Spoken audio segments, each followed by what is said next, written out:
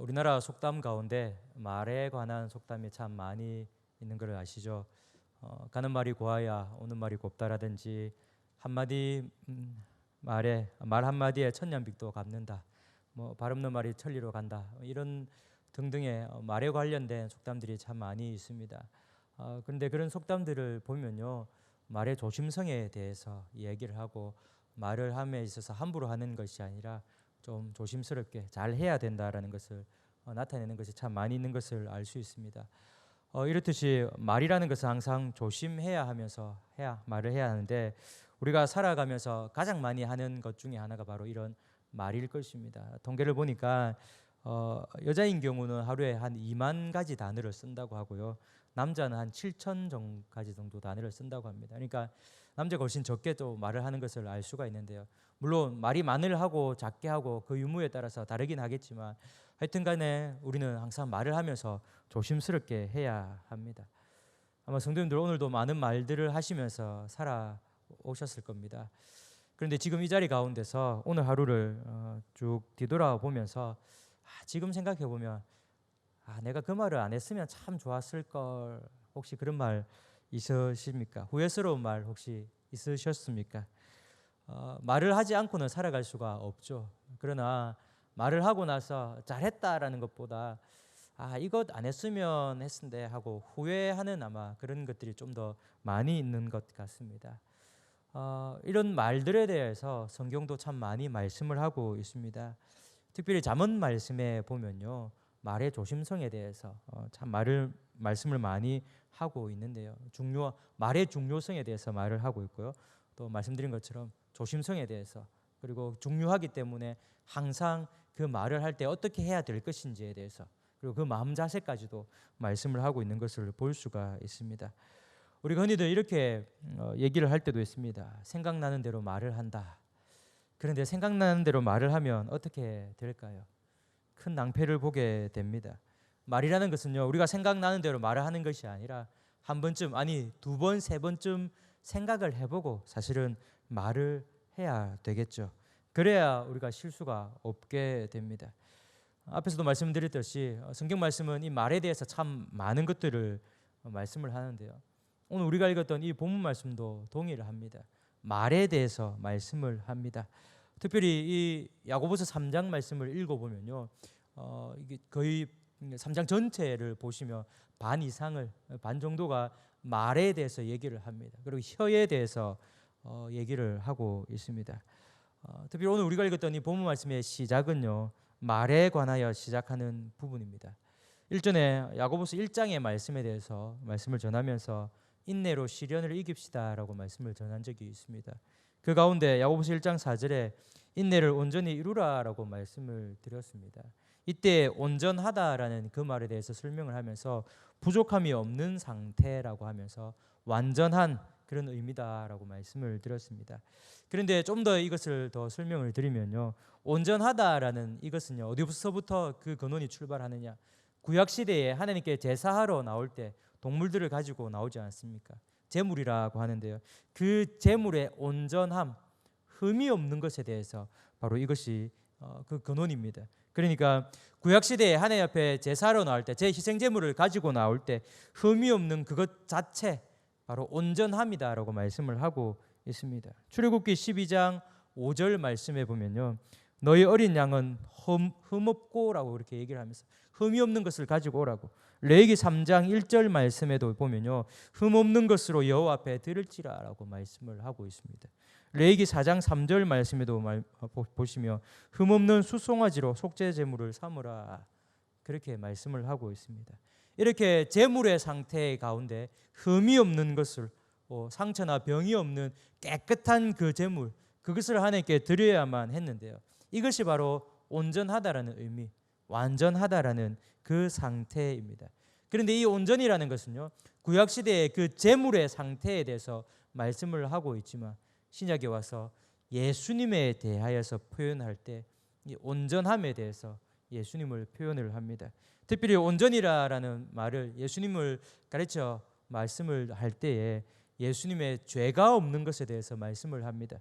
히브리서 4장 15절 말씀에요, 우리에게 있는 대제사장은 우리의 연약함을 동정하지 못하시리가 아니요 모든 일에 우리와 똑같이 시험을 받으시니로되 죄는 없으시니라 라고 말씀을 하시고, 또한 히브리서 7장 26절에 이러한 대제사장은 우리에게 합당하니 거룩하고 악이 없고 더러움이 없고 죄인에게서 떠나 계시고 하늘보다 높이 되시니라 라고 말씀을 하시면서, 악이 없고 더러움이 없고 라고 하시면서 죄가 없는 그 상태, 그분이 바로 예수님이다 라고 말씀을 하시고, 그것이 바로 온전함에 대해서, 예수님에 대해서 가르쳐주고 있습니다. 본문 말씀으로 돌아오면 이 온전함에 대해서 쓰인 부분이 있는데요, 2절 말씀입니다. 말에 실수가 없는 자라면 곧 온전한 사람이라 라고 말씀을 합니다. 말에 관하여 말씀하시면서 말에 실수가 없는 사람이 바로 온전한 사람이다 라고 합니다. 말에 실수가 없으면 완전한 사람, 예수님처럼 죄가 없는 모습은 되지는 못하겠죠. 그러나 예수님이 가진 그 온전함처럼 우리도 그렇게 될 수 있다는 겁니다. 물론 죄가 없는 그런 상태는 아니지만 그런 예수님의 모습, 그 예수님을 닮은 모습이 바로 우리의 말 가운데, 그렇게 말을 함에 있어서 실수 없이 그렇게 할 때에 예수님을 닮은 모습이 된다라고 말씀을 하고 있습니다. 언뜻 이 말씀을 보면 사실은 이해가 되지 않는 부분이 있을 수도 있습니다. 온전한 사람, 즉 예수님을 닮은 사람이라고 얘기를 할 때 그 판단 기준이 무엇이겠습니까? 그것은 바로 믿음입니다. 그 사람의 믿음을 통하여서 저 사람은 예수님을 닮았다, 닮지 않았다, 그 판단의 기준이 아마 믿음이라고 우리는 생각을 합니다. 그런데 온전함 역시 하나님을 믿는 믿음에 기초하여서 그 믿음으로 온전하여질 수 있는 것이 사실입니다. 그런데 오늘 본문 말씀을 한번 보십시다. 온전한 사람의 기준을 믿음에 두지 아니하고 말에 그 기준을 두고 있습니다. 말을 잘하는 사람이 아니고 말에 실수가 없는 사람에 대해서 그 사람이 온전한 사람이다라고 말을 합니다. 물론 오해해서는 안 될 것이 있습니다. 예수님을 닮은 사람, 온전한 사람이라고 했을 때요, 그 온전함의 기초는 믿음입니다.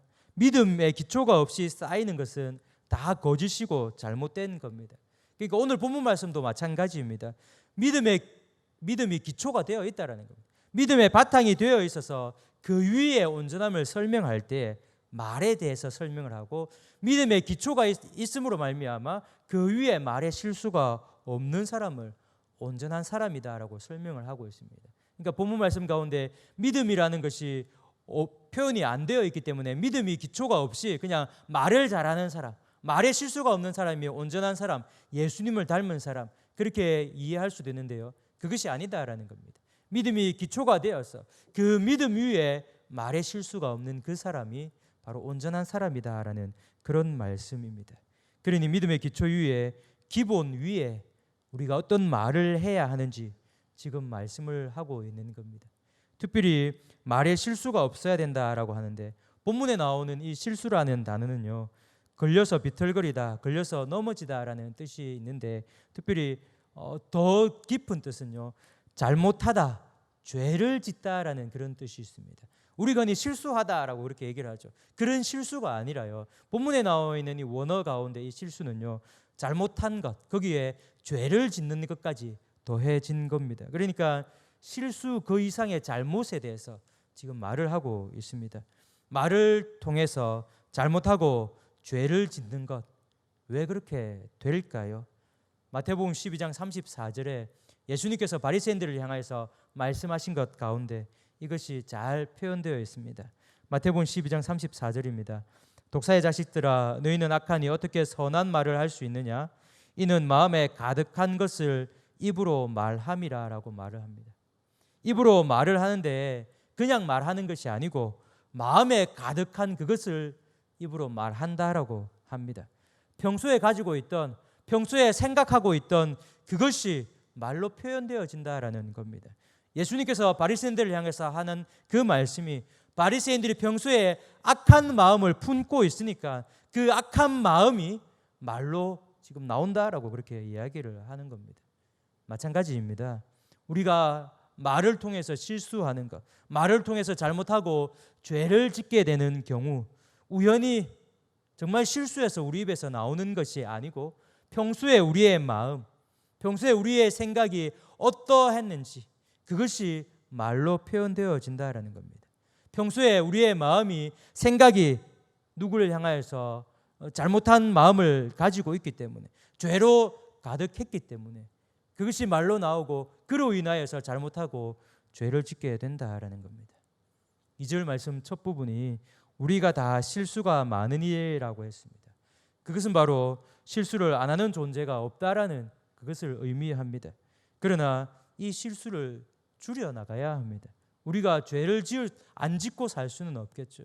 그러나 그 죄 짓는 것을 우리는 하나하나 줄여나가야 합니다. 없애야 합니다.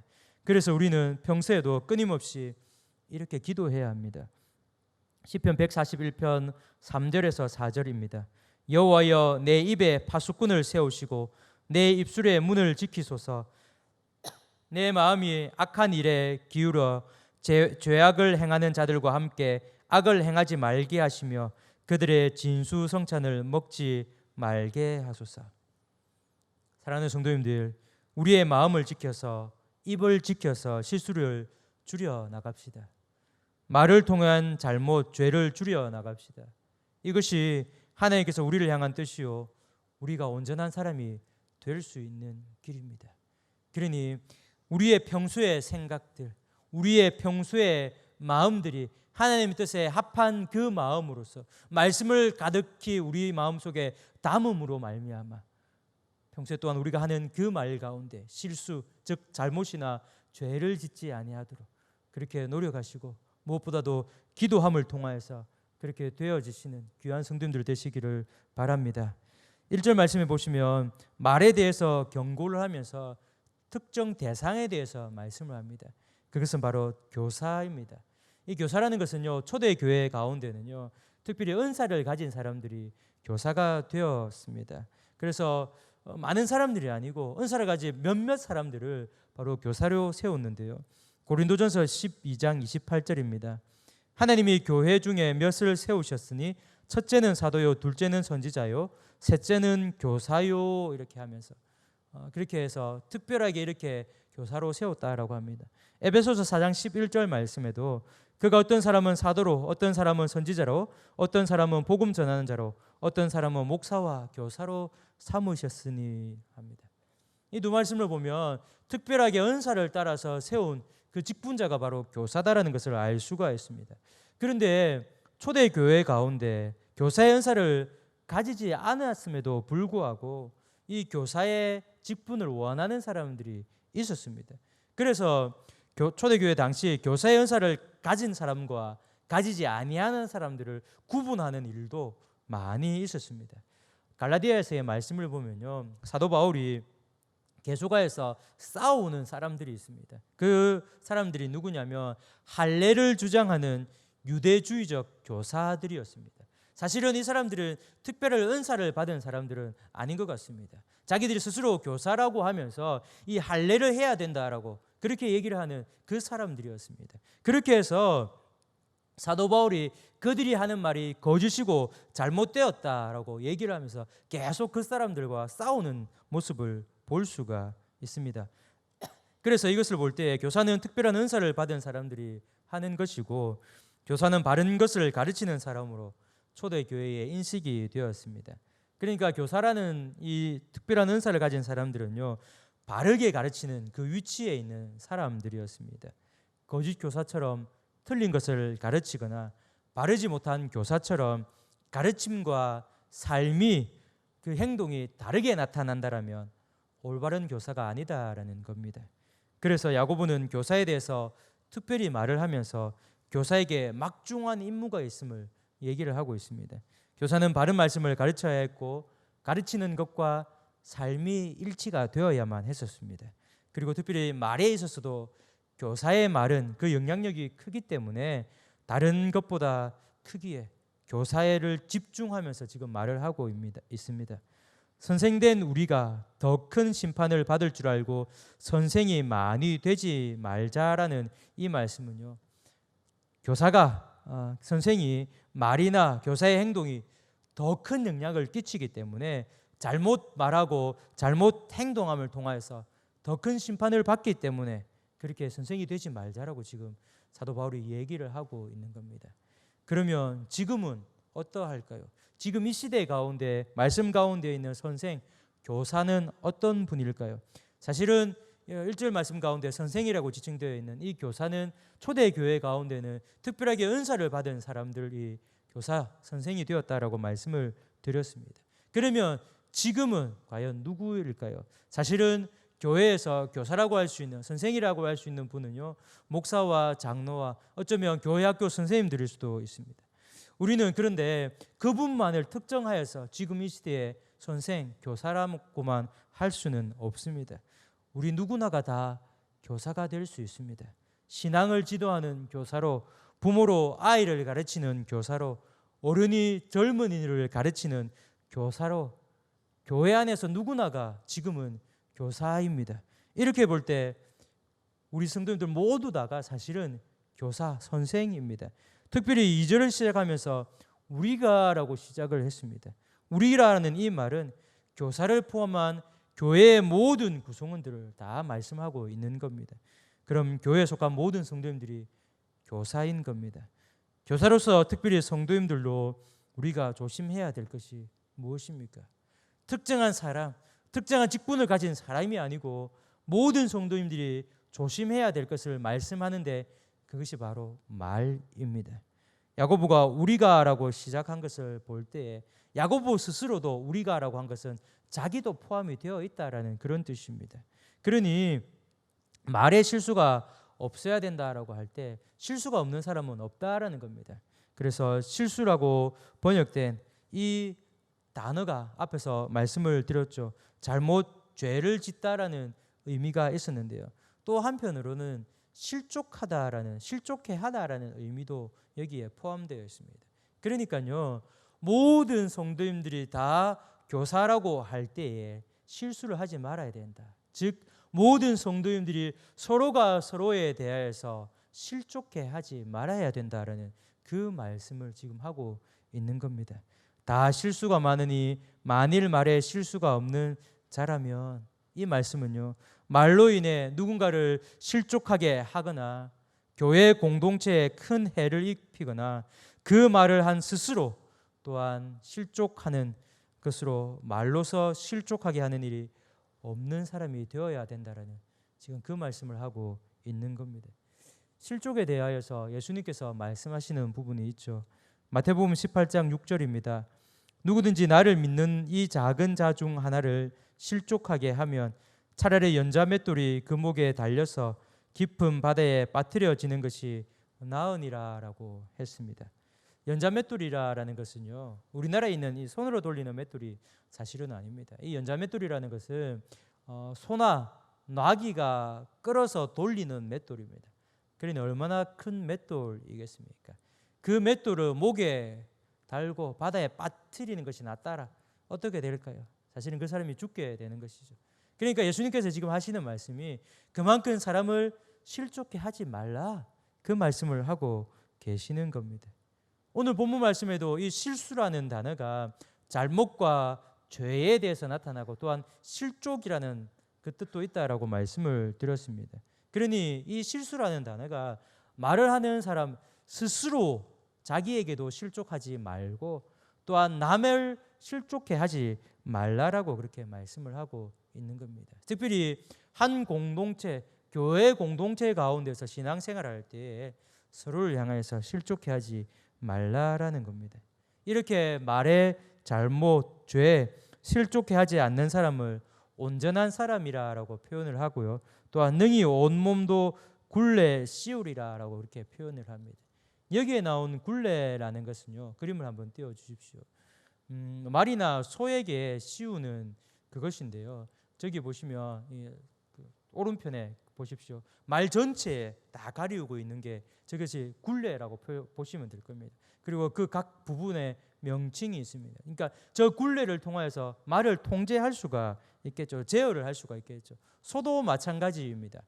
그 다음 그림을 한번 보여주십시오. 소도 저기 보면 6번이라고 적혀져 있는 그 번호입니다. 얼굴에 다 대어가 있겠죠. 그러니까 저 굴레를 씌우고 입에 재갈을 물리게 됩니다. 이 굴레와 재갈은 이제 한 묶음이 되어서 말이나 소를 제어를 하게 됩니다. 통제를 하게 됩니다. 그러니까 오늘 본문 말씀해 보면요, 이 말을 통하여서 능히 온몸도 굴레 씌우리라라고 말씀을 합니다. 그러니까 말에 실수가 없는 그 온전한 사람은요, 자신의 온몸, 즉 모든 행동을 스스로 완벽하게 조절할 수가 있다는 겁니다. 생각이 아니고 다른 어떤 것으로가 아니고 몸 전체를, 자기 자신을 컨트롤할 수 있는 그런 것이 무엇이냐? 바로 말이다라는 그런 겁니다. 다른 것으로 자기를 조절하는 것이 아니라 말을 통해 스스로 조절을 하여 잘못을 범하지 아니하고 죄를 짓지 아니하고 또한 실족해 하지 않는다라는 겁니다. 그러니까 그만큼 말이 중요하다라는 그런 말씀입니다. 사랑하는 성도님들, 오늘도 많은 말을 하셨을 겁니다. 한번 돌아보십시다. 과연 실수가 없었는지 한번 보십시다. 성경은 말에 대해 말씀을 하면서 말의 중요성에 대해서 오늘도 말씀을 하셨습니다. 비록 우리는 연약하여 무엇이든지 실수가 많습니다. 특별히 말에 대해서 실수가 많은 것이 사실이죠. 그렇게 실수하지 않도록 우리의 입을 지켜나가기를 바랍니다. 무엇보다도 입에 대해서 얘기를 하고 있지만, 말에 대해서 얘기를 하고 있지만, 제가 말씀드린 것처럼 그것이 어디에서부터 나오냐? 바로 우리의 마음, 우리의 생각에부터 나온다라고 말씀을 드렸습니다. 말을 하는 것은 그냥 하는 것이라고 하지 않았습니다. 예수님께서 성경에서 마음이 있는 것을 말로 나온다라고 했습니다. 그러니 잠언 4장 23절입니다. 모든 지킬 만한 것 중에 더욱 내 마음을 지키라. 생명의 근원이 이에서 남이네라의 말씀처럼요. 우리의 마음을 지키고 우리의 마음을 지킴으로 말에 실수가 없는 우리 성도님들 되시기를 바랍니다. 또한 개인적인 관계에서 말의 실수뿐만 아니라 교회 공동체 가운데서 한 믿음을 가진 한 가족인 나의 지체인 성도님들에게 말의 실수로 말미암아 상처를 주거나 실족해 하는 일이 없도록 해야 할 것입니다. 사랑하는 성도님들, 말의 실수가 없어 온전한 사람으로서 매일매일 살아가시는 귀한 성도님들, 그렇게 함으로 말미암아 또한 서로 사랑을 나누고 아름다운 교회 공동체를 세워가는 귀한 성도님들 되시기를 주님의 이름으로 축복합니다.